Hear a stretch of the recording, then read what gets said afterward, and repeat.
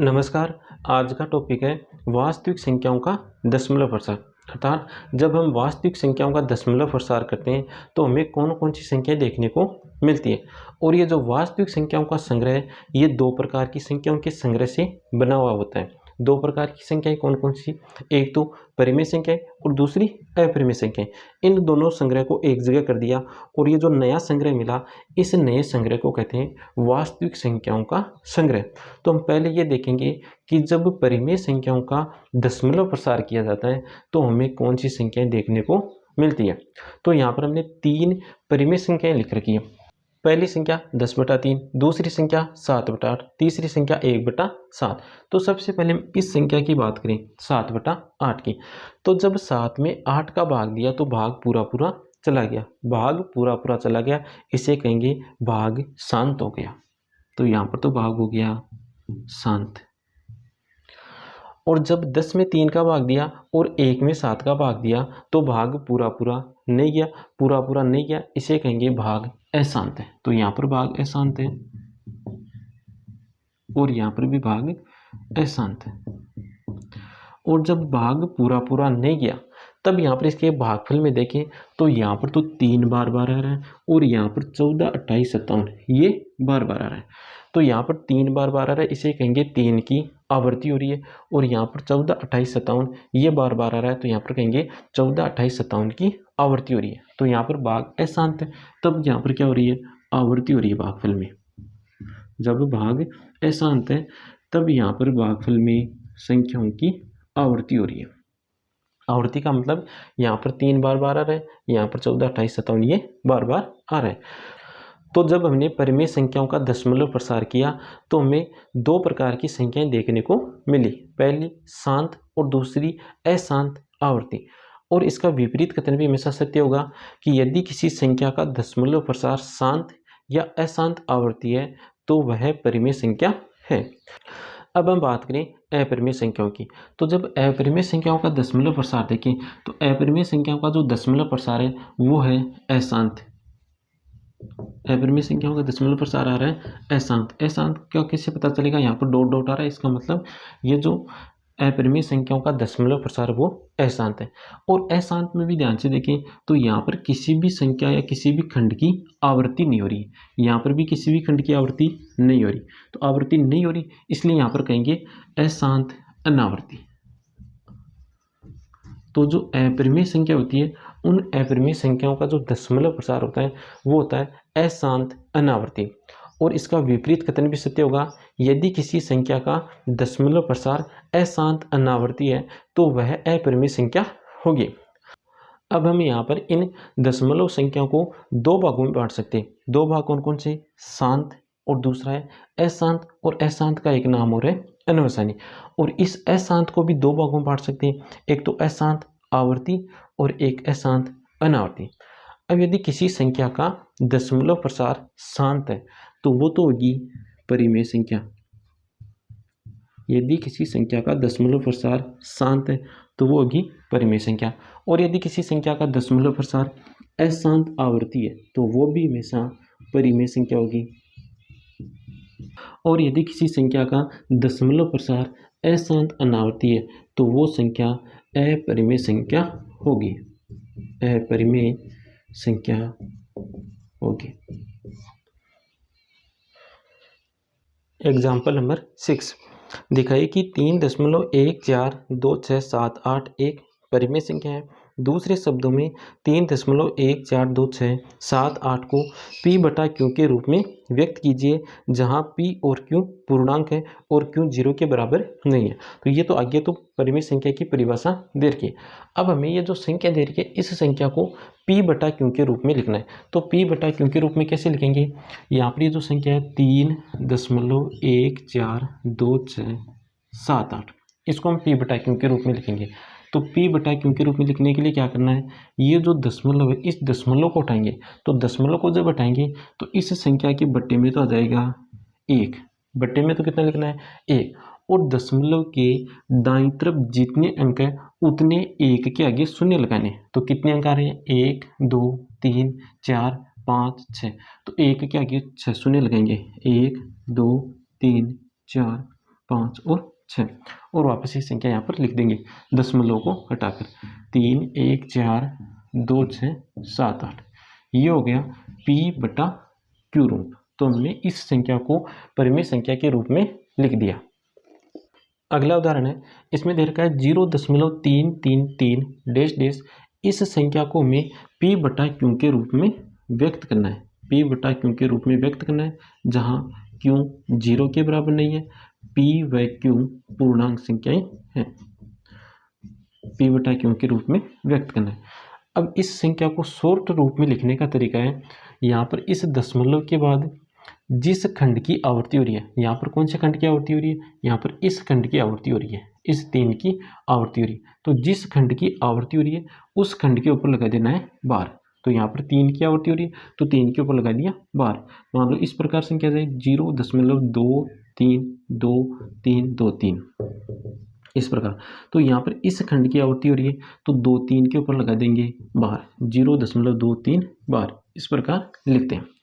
अब इस संख्या को हमें p/q के रूप में व्यक्त करना है। तो हमने जो पिछले क्वेश्चन में जो तरीका लगाया था वो तरीका तो यहाँ पर हम नहीं लगा सकते। क्यों नहीं लगा सकते? क्योंकि जब दशमलव को उठाते हैं तो दशमलव का तो आ गया 1 और दशमलव के दाईं तरफ जितने अंक होते हैं उतने ही एक के आगे 0 लगाने पड़ते हैं। तो यहाँ पर हमें ये नहीं पता कि दशमलव के दाईं तरफ कितने अंक है, कितने अंक है, तो हम यहाँ पर एक के आगे 0 नहीं लगा सकते। तो वो तरीका तो हो गया फेल। दूसरा तरीका अब क्या करेंगे, हम ये मानकर चलेंगे कि ये जो दशमलव प्रसार दर का है वो किसी परिमेय संख्या अक्ष का है। तो यहाँ पर हमने लिख लिया, माना यह दशमलव प्रसार परिमेय संख्या अक्ष का है। तो ये दशमलव प्रसार मान लिया हमने किस संख्या अक्ष का। तो अक्ष बराबर 0.3333 डैश डैश डैश। अब क्या करना है, दशमलव के आगे देखो कितने अंकों की आवर्ती हो रही है, 1 अंक की आवर्ती हो रही है। तो 1 अंक की आवर्ती हो रही है तो यहाँ पर हम गुणा करेंगे 10 से। तो दोनों तरफ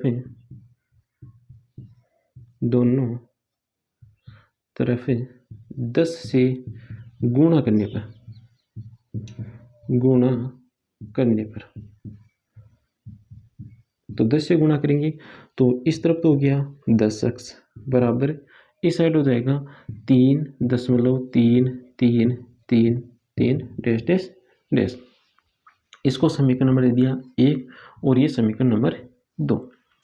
अब क्या करना है, समीकरण 2 में से समीकरण 1 को घटाना है। तो समीकरण 2 माइनस समीकरण 1, तो 2 में से 1 को घटाओ, बायां पक्ष में से बायां पक्ष घटाना है, दाएं पक्ष में से दायां पक्ष। तो 10x माइनस x बराबर 3.3333 dash dash dash minus 0.3333 dash dash. अब यहाँ पर ये जो 3.333 डैश डैश है हम इसे इस रूप में लिख सकते हैं, 3 plus 0.333 dash dash dash minus 0.3333 dash dash dash और बराबर इस तरफ कितना आ जाएगा 9x। अब यहाँ पर देखो 0.33 डैश माइनस 0.333 डैश। तो यहाँ पर ये दोनों संख्याएं समान है, एक प्लस की और एक माइनस की, तो ये हो जाएगी कैंसिल। यहाँ पर बच गया केवल 3, तो 9x बराबर 3। 9 इस तरफ गुणा में इस तरफ जाएगा भाग में, तो x बराबर आ जाएगा, x बराबर आ गया 3/9 बराबर 1/3। तो x बराबर आ गया 1/3। तो वो जो हमने परिमेय संख्या x मानी थी वो कितनी है, 1/3। तो ये जो दशमलव प्रसार दर का है वो कौन सी परिमेय संख्या का है, 1/3 का है। अगला उदाहरण है, दिखाइए कि 1.272727 बराबर 1.27 बार को p/q के रूप में व्यक्त किया जा सकता है, जहां p और q पूर्णांक है और q 0 के बराबर नहीं है। तो अब जो संख्या दे रखी है वो है 1.272727 डैश डैश डैश। इसको हमें p/q के रूप में व्यक्त करना है। तो p/q के रूप में व्यक्त करने के लिए क्या करेंगे, हम ये मानकर चलेंगे कि ये जो दशमलव प्रसार दर का है वो किसी परिमेय संख्या अक्ष का है। तो अक्ष बराबर लिख लिया 1.2727 डैश डैश डैश। अब यहाँ पर हम देखें कि दशमलव के बाद 2 अंकों की आवृत्ति हो रही है, तो 2 अंकों की आवृत्ति हो रही है तो गुणा करना है 100 से। एक अंक दशमलव के बाद एक ही एक अंकों की आवर्ती हो रही है तो गुणा करना है 10 से, दो दो अंकों की आवर्ती हो रही है तो गुणा करना है 100 से, तीन अंकों की आवर्ती हो रही है तो गुणा करना है 1000 से। तो यहाँ पर दो दो अंकों की आवर्ती हो रही है तो दो दो अंकों की आवर्ती हो रही है तो गुणा करेंगे 100 से। तो 100 से गुणा किया तो ये आ गया 100x बराबर 127.2727 डैश डैश डैश। अब क्या करना है, समीकरण 2 में से समीकरण 1 को घटाना है। तो समीकरण 2 में से 1 को घटाएंगे तो दायां पक्ष में से, बायां पक्ष में से। तो 100x में से घटा दिया x, तो 100x माइनस x बराबर 127.2727 dash dash dash minus 1.272727 dash dash dash. अब इसको घटाना है तो घटाएंगे तो क्या होगा, दशमलव के बाद देखो दोनों में 2727 डैश डैश डैश आ रहा है, इसमें भी दशमलव के बाद 272727 डैश डैश डैश। तो दशमलव के बाद समान आ रही है संख्या तो दशमलव के बाद वाली संख्या हो जाएगी कैंसिल। क्या बचेगा 127.0, 127.0 और इस तरफ बच गया 1.0 अर्थात 127 माइनस 1 ये बच गया। तो 127 में से 1 घटाएंगे तो बचेगा 126। इस तरफ 99 गुणा में इस तरफ जाएगा भाग में, तो x बराबर आ गया 126/99 बराबर 14/11। तो ये जो दशमलव संख्या दे रखी है, जो दशमलव प्रसार दे रखा था वो परिमेय संख्या 14/11 का है। अगला उदाहरण है, दिखाइए कि 0.2353535 डैश डैश डैश को p/q के रूप में व्यक्त कर सकते हैं जहां p और q पूर्णांक है और q 0 के बराबर नहीं है। तो संख्या दे रखी है 0.2353535। तो हम ये मानेंगे कि ये जो दशमलव प्रसार दे रखा है वो परिमेय संख्या x का है। तो x बराबर लिख लिया 0.2353535 डैश डैश डैश। अब दशमलव के बाद देखो, दशमलव के एक अंक के बाद, इस एक अंक के बाद देखो दो दो अंकों की आवर्ती हो रही है, एक अंक के बाद क्या हो रही है, दो दो अंकों की आवर्ती हो रही है। तो इस एक अंक को इस तरफ लेकर आएंगे ताकि दशमलव के जस्ट बाद क्या हो जाए, अंकों की आवर्ती होना प्रारंभ हो जाए। तो इस अंक को इस तरफ लाने के लिए गुणा करेंगे 10 से। तो दोनों तरफ 10 से गुणा किया तो हो गया 10x बराबर 2.353535 डैश डैश डैश। अब दशमलव के जस्ट बाद अंकों की आवर्ती होना शुरू हो गया। अब क्या करना है, देखो यहाँ पर दो दो अंकों की आवर्ती हो रही है, तो दो दो अंकों की आवर्ती हो रही है तो गुणा करेंगे 100 से। तो दोनों तरफ गुणा कर दिया 100 से, तो दोनों तरफ गुणा किया 100 से, तो इस तरफ तो हो गया 1000x और इस तरफ हो गया 235.3535 डैश डैश डैश। अब क्या करना है, समीकरण 2 में से समीकरण 1 को घटाना है। तो समीकरण 2 तो कौन सा है, ये रहा, और समीकरण 1 ये रहा।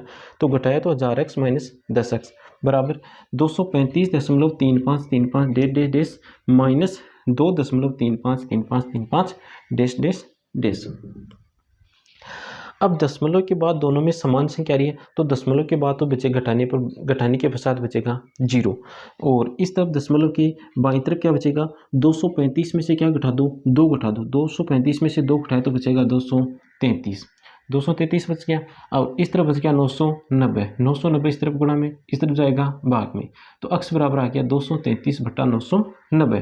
तो ये जो हमें दशमलव संख्या दे रखी थी हमने इसको यहाँ पर p/q के रूप में लिख दिया।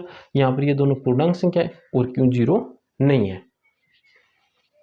अगला उदाहरण है, 1/7 व 2/7 के बीच एक अपरिमेय संख्या लिखनी है।